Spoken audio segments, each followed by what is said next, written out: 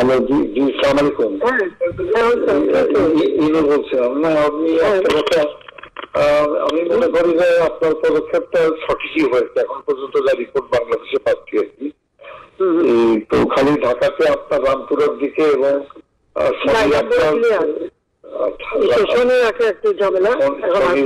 কিছু মোল্লারাই 41টা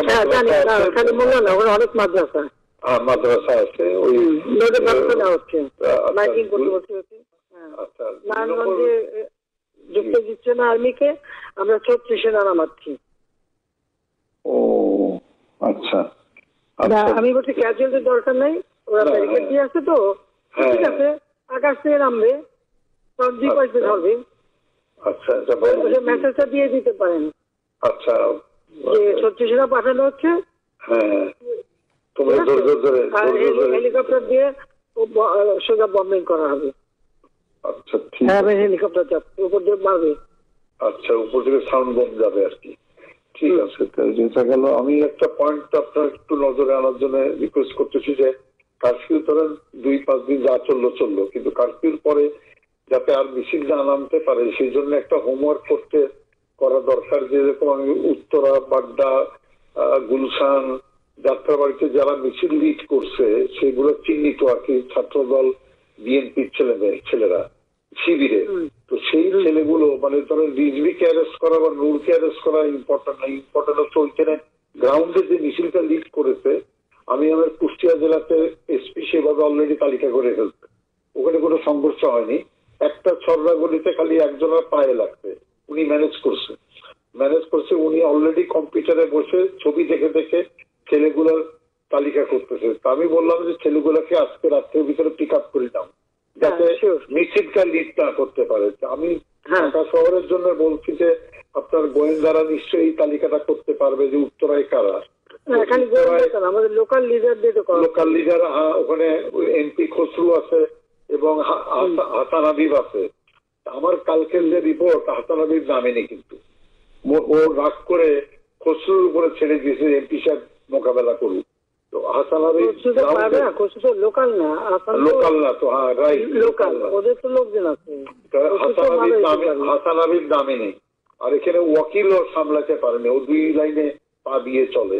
তা আমার কথা হচ্ছে যে একটু যদি লোকাল লিডারদের সাহায্যে তালিকাটা করে নিয়ে আজকে রাতের ভিতরে সব কাস্টডিতে নিতে পারেন, তাহলে কোনো জায়গায়। আর মোহাম্মদপুরে একটা পায়তারা ছিল, কালকে আপনি রাত 12টায় দিয়ে খুব ভালো করছেন। আজকে কিন্তু গণভবন ঘেরাও করতো, কিন্তু মোহাম্মদপুরে ওখান থেকে রেডি হচ্ছিল কালকে, মানে এইটা। সুতরাং ডিসিশনটা খুবই কারেক্ট হচ্ছে মাননীয় প্রধানমন্ত্রী।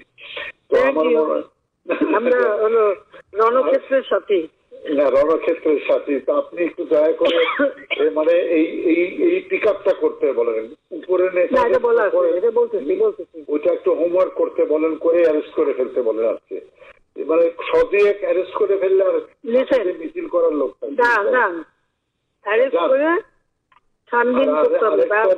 আরেকটা রিকোয়েস্ট আমার, যে ইন্টারনেটটা আমার মনে হয় চালু করতে পারে, এটা আমাদের কাজে লাগবে। সব তো পড়াই দিচ্ছে, ঢাকা সেন্টারও পুরাই দিচ্ছে, ইও পুরাই দিচ্ছে, কারণ ওই নতুন তো এটা হলে আমাদেরও মানে এই যে আমি যে কথাটা বলবার চেষ্টা, আমি 71-এ 8টার সময় যাবো, একা কথা বলবো। আমি বলবো যে সরকারের সঙ্গে কোটা আন্দোলনকারীর কোনো বিরোধ নাই, সরকারের সঙ্গে বিরোধ হচ্ছে নাশকতাকারী বিএনপি জামাতের। আপনি বলেছেন এই জিনিসটা প্রোপাগান্ডায় আনতে হবে। যদি ইন্টারনেট থাকে, গণমাধ্যম দিয়ে আমরা পুরো নিউজে ট্র্যাক করে দিলাম যে ইন্টারনেট জীবনে আমি তো আর আনবো না, যদি অন্য সরকার আসে তখন আনবে। আমি দিচ্ছি ইন্টারনেট, ওরা পুরাইতে থাকুক, ওইটা চলতে হবে। বাংলাদেশে ইনশাআল্লাহ অন্য সরকার আসবে না, আসুক না, আমি যাচ্ছি এখন। জামাত সাহেব ওটা যারা আপনার যেখানে যেখানে লোক আছে তালিকা গুলি আপনারা করেন, আমরাও করাচ্ছি। ঠিক আছে, এই ক্লিয়ারে জামাত শিবিরের আবার মেরুদণ্ডটা ভেঙে দেন ঢাকা শহরে একেবারে।